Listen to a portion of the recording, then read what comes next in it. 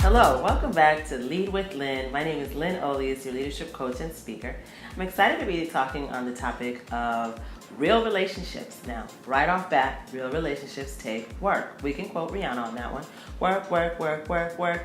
So anyhow, but for real though, it does take some work, and we're going to give you some tips and pointers that are going to help you get through some relationships, whether it's business or love, romantic relationships, all right?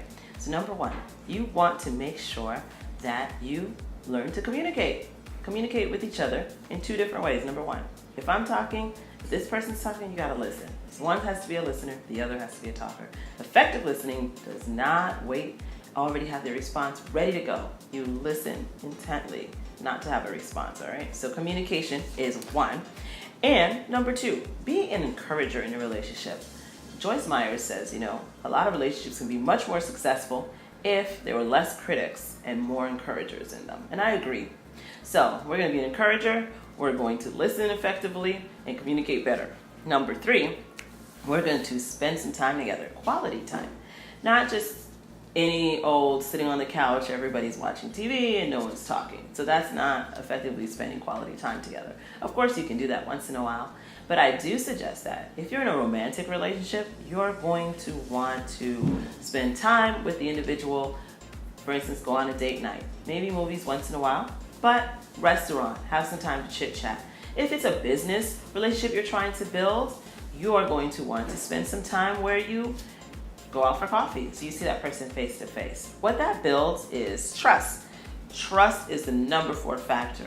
Trust is important to your growth, and what happens is, like John Maxwell says, relationships, whether it's business or any kind, works better on trust. You're going to want to do business with people you know, like, and trust. So we spoke about this. How do you know them? You listen effectively, you communicate.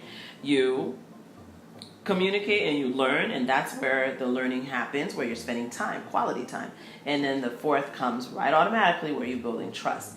No 6-figure business was built by one person alone. So if you don't trust anybody, you're not going to be doing great in business. I have been privileged to be a part of many relationships that have been successful in my empowered coaching group for couples.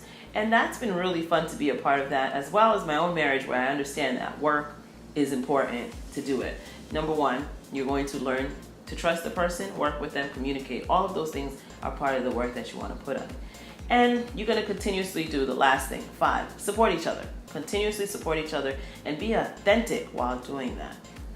You don't want to just say, oh, great job, and hooray, you did it. That doesn't sound really effective or supportive. People will know if you're being genuine. So if you want to make relationships work, those 5 key pointers are something I would stick with and see how your successful relationship will grow.